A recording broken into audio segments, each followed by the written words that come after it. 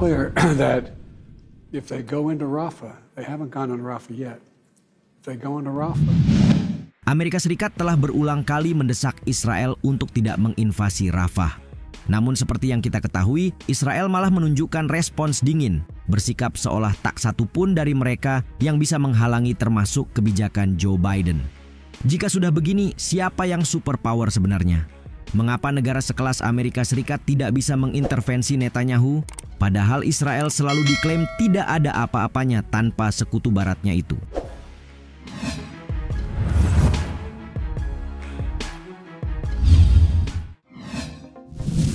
Israel bisa berperang sendiri.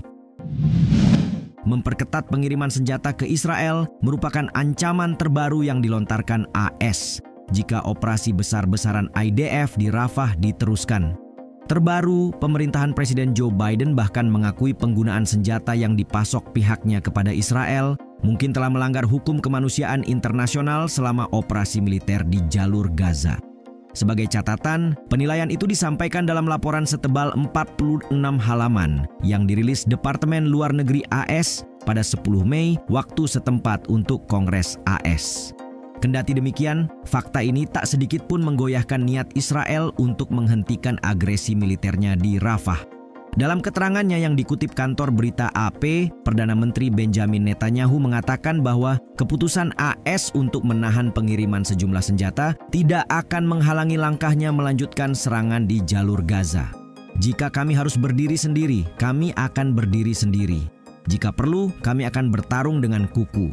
Tapi kami punya lebih dari sekadar kuku, katanya menegaskan.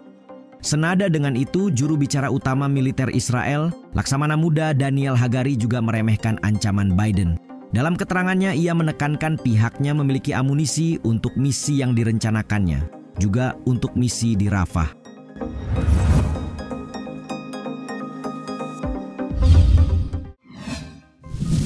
Siapa sebenarnya yang superpower? Kedikdayaan Amerika Serikat mulai dipertanyakan saat satu persatu langkah penyelesaian yang diupayakan tak pernah berjalan sesuai harapan. Saat membentuk koalisi di Laut Merah misalnya, AS bahkan melakukan blokade bersama 9 negara lainnya, namun tetap saja tidak ada yang benar-benar berhasil. Sekarang pun begitu, tepatnya saat perintah AS hanya menjadi angin lalu bagi Israel, pertanyaan itu kembali muncul. Kemana perginya Amerika yang katanya superpower itu? Diplomat Amerika Patrick Terros merupakan salah satu yang mempertanyakan posisi Amerika Serikat saat berhadapan dengan Israel. Melalui sebuah opini yang berjudul Who's the Superpower Around Here? Duta Besar AS untuk Qatar tahun 1995 hingga 1998 itu menulis, Amerika Serikat dan juga presidennya adalah negara lemah yang tidak berdaya. Di sini ia menyoroti bagaimana AS memohon kepada pemimpin sebuah negara kecil yang berutang keberadaannya kepadanya. Patrick Terros juga mengutip sebuah kejadian pertemuan antara Bill Clinton dan Benjamin Netanyahu pada tahun 1996, di mana mantan presiden AS itu melampiaskan kemarahannya di hadapan staf mengenai anggapan tamunya yang menilai keseimbangan kekuasaan dalam hubungan bilateral. Dia pikir dia siapa? Teriak Clinton saat itu. Siapa raja negara adidaya di sini? Katanya melanjutkan. Menurut Terros, 27 tahun kemudian, Presiden Amerika lainnya seharusnya menanyakan pertanyaan serupa. Dan ya, tamu itu adalah Benjamin Netanyahu.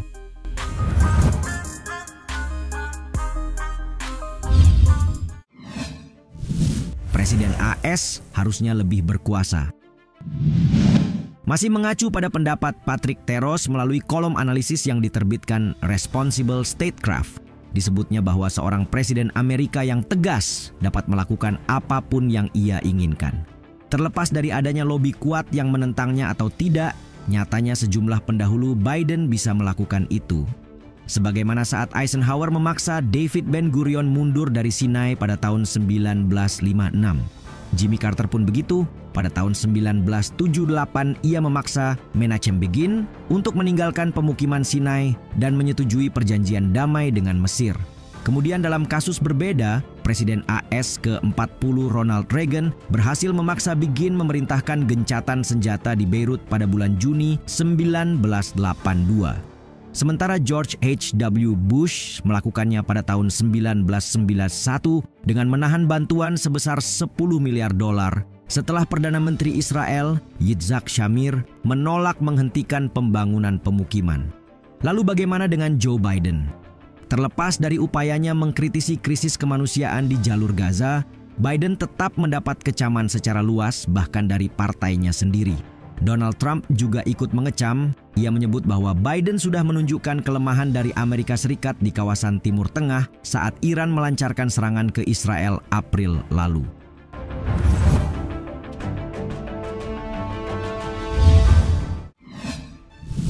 Dipengaruhi pemilu AS. Pada dasarnya tidak ada yang benar-benar percaya bahwa sikap keras Biden kepada Netanyahu hanya terbatas pada alasan kemanusiaan. Jika tidak begitu, bukankah Biden sudah menunjukkan simpati sejak awal? Setidaknya tanpa harus menunggu jumlah korban menyentuh angka 30.000 terlebih dahulu.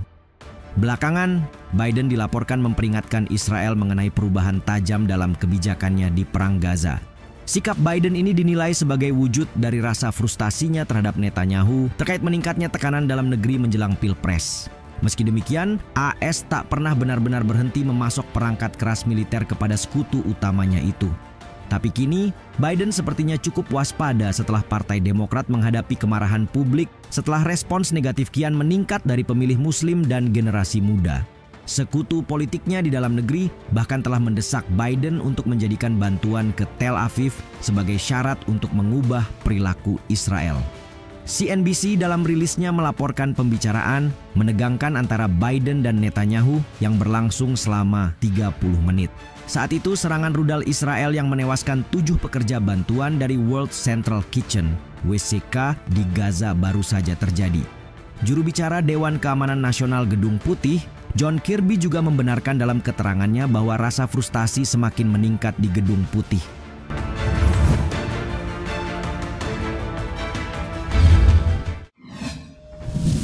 Bisakah Biden hentikan Netanyahu?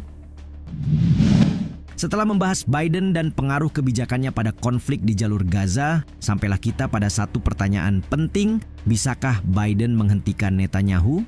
Terkait itu, Amy Lieberman melalui The Conversation berbicara dengan Ketua Dewan Intelijen Nasional di bawah pemerintahan Obama, Gregory Treverton, untuk mengetahui batasan pengaruh politik AS.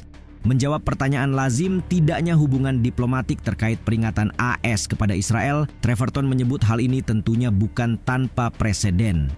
Ia menjabarkan ada banyak presiden dan menteri luar negeri AS yang merasa frustasi dengan Israel atas suatu hal, setidaknya sejak Perang Tahun 1973 antara Israel dan koalisi negara-negara Arab. Saat itu AS menekan Israel untuk mematuhi resolusi gencatan senjata Dewan Keamanan PBB yang ditengahi oleh AS dan Uni Soviet, hanya saja ditolak oleh Israel. Faktanya, ketika politik dan kepemimpinan Israel semakin bergeser ke sayap kanan, maka banyak dari mereka yang tidak terlalu peduli dengan AS dan apa yang diinginkannya. Netanyahu saat ini pun sangat bergantung pada kelompok sayap kanan untuk kelangsungan politiknya. Sehingga wajar saya jika ia cenderung mendengarkan kelompok sayap kanannya dan bukan Amerika. Di sisi lain, negara-negara menjadi sekutu karena kepentingan mereka tumpang tindih tetapi tidak sama. Sementara sejarah Amerika dipenuhi dengan sekutu-sekutu yang berhasil melakukan apa yang mereka inginkan.